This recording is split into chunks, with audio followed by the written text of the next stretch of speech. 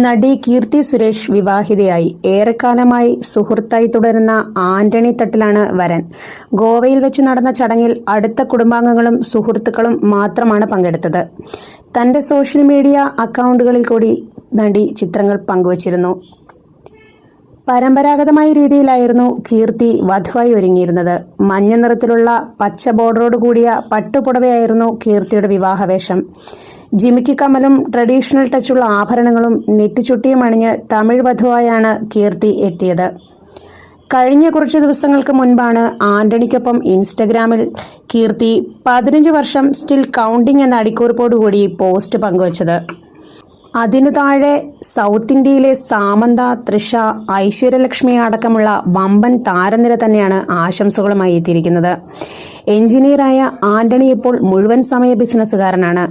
കേരളം ആസ്ഥാനമായുള്ള ആസ്പെറോസ് Windows solution ബിസിനസിന്റെ ഉടമ കൂടിയാണ്.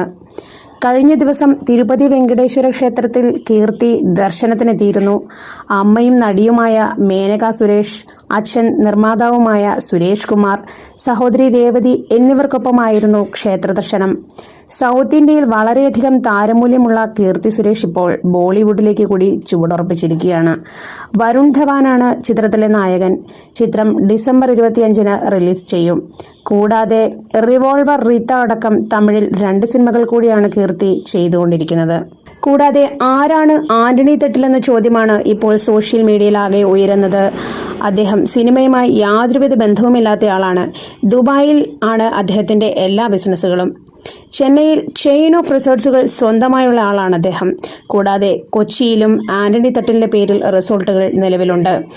ഏകദേശം 15 വർഷത്തെ പ്രണയത്തിനു ശേഷമാണ് ഇവർ വിവാഹിതരാവുന്നത്. കീർത്തി ഏതാണ്ട് സ്കൂളിൽ പഠിക്കുമ്പോഴും ആന്റണി തട്ടിൽ UG സ്റ്റുഡൻസ് ആയിരിക്കുമ്പോഴുമാണ് ഇവരുടെ ബന്ധം തുടങ്ങുന്നത്. അതാണിപ്പോൾ കല്യാണത്തിൽ കലാശിച്ചിരിക്കുന്നത്. പല ഇന്റർവ്യൂകളിലും കീർത്തിയോട് സിംഗിളാണോ എന്ന ചോദ്യത്തിന് കൃത്യമായ മറുപടി കീർത്തി നൽകിയിരുന്നില്ല. എപ്പോഴും തന്റെ ബന്ധത്തിന് ഒരു സ്വകാര്യ സ്വഭാവം അവർ കൊടുത്തിരുന്നു.